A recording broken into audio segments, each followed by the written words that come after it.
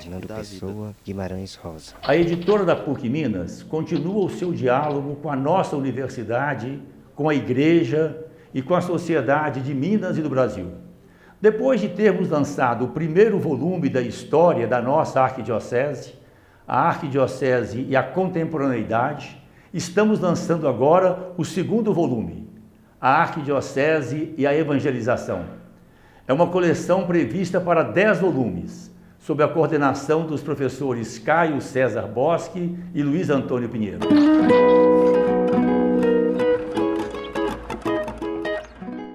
Bom, a ideia da obra, porque na verdade é um conjunto de 10 livros, né, compondo a história da Arquidiocese de Belo Horizonte, como eu disse, é uma proposta de Dom Valmor Oliveira Azevedo, arcebispo metropolitano, e visa, né, a comemoração do centenário de criação da diocese, que será comemorado no ano de 2021. A ideia, portanto, é que de agora, ou de 2011, né, até 2021, nós possamos, em cada ano, publicar um volume, e esses volumes têm uma determinada temática, ou seja, tem um objeto central. Assim sendo, então, que no primeiro volume foi a Arquidiocese e a Contemporaneidade.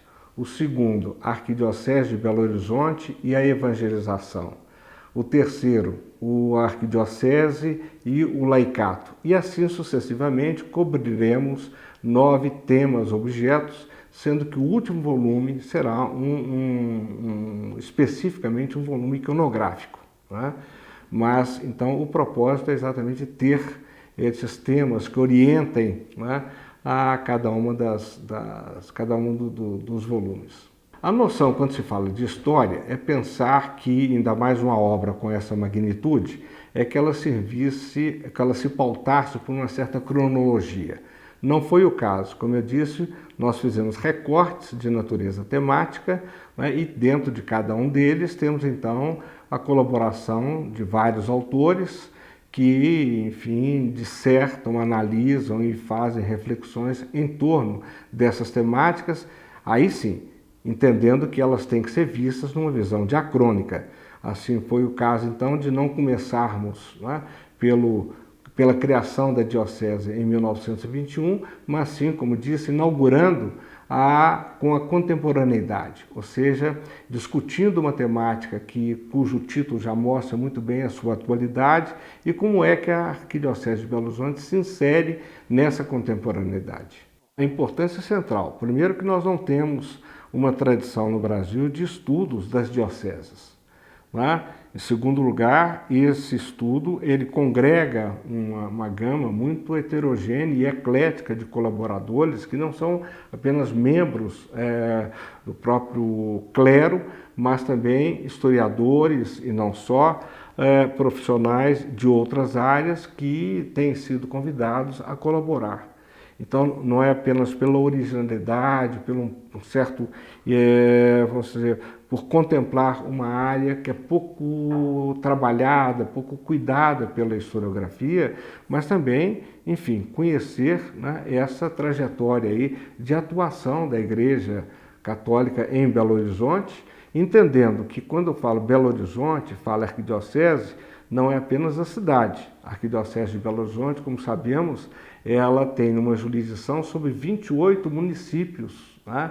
E hoje com mais de 270 paróquias.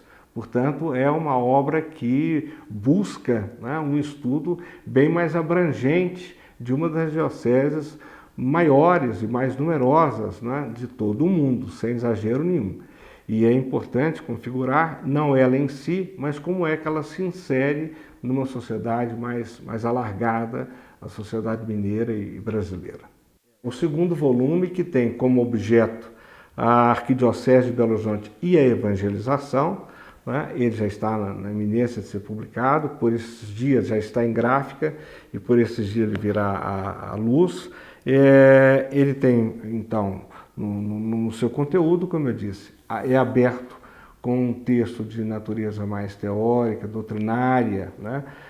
de autoria do falecido padre jesuíta João Batista Libânio, e sucedido aí pelo entendimento do que entendemos, não da evangelização no sentido estrito, mas vendo que em outras épocas, né, como a catequese, como outras formas, ou como é que essa, não só a terminologia, mas a maneira de como a Igreja Católica atua em Belo Horizonte, né, ao longo desses 90 anos. É importante considerar que essa é uma obra que não atende apenas a uma expectativa da própria Igreja de Belo Horizonte, né, mas também interessa a todos nós, como leigos, como, enfim, aqueles agentes da história, e como é que essa igreja, atuando, né, nessa área tão alargada do território mineiro, se faz presente nele. Né? Quer dizer, então, essa gama de interesses, enfim, essa congregação de pessoas, essa união, né, não apenas de adeptos da religião católica, mas, né, o entendimento de como é que essa igreja atua nessas Minas Gerais.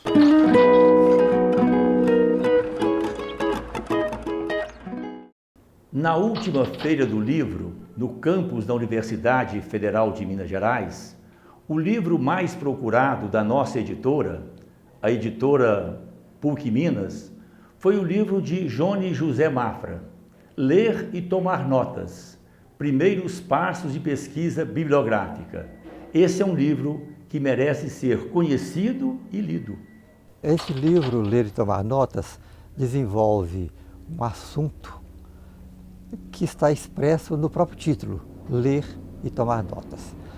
Este é o caminho essencial para quem faz pesquisa bibliográfica. Nós falamos de pesquisa e o assunto interessa não só aos professores, mas aos alunos também, que estão se iniciando no trabalho da pesquisa bibliográfica e da pesquisa de outra natureza. E nós desenvolvemos a pesquisa no nosso laboratório, na nossa viagem pelos espaços onde os temas se desenvolvem, mas na verdade tudo isso se transforma no final num material escrito, que nós vamos chamar então de texto, e é o resultado de uma longa pesquisa que acompanha a pesquisa da realidade, que é a pesquisa bibliográfica. Tudo se desenvolve a partir das nossas leituras. É lendo que nós fazemos pesquisa bibliográfica. E, deste modo, nós chegaremos a informações, ou nós vamos buscar informações que completem aquela ideia inicial que nós já temos sobre determinado tema. Nós só pesquisamos sobre assunto do nosso domínio. Vamos dizer, um domínio que pode ser mais completo ou menos completo. E, na verdade, o domínio que nós temos do conhecimento nunca é completo. Nós temos um ponto de partida básico, uma referência básica, e vamos completar esse conhecimento com informações buscadas em várias fontes. Uma delas, o livro. Eu parto sempre de uma observação de Humberto Eco, que nos ensina que não se pesquisa a partir do nada, só se pesquisa a partir de um conhecimento prévio. Então é preciso que eu já esteja introduzido no tema para que eu desenvolva ideias a partir daí.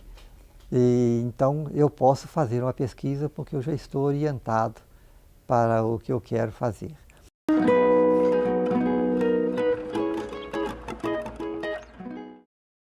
Segundo a metodologia científica, problematizar o tema objeto é o primeiro passo da pesquisa.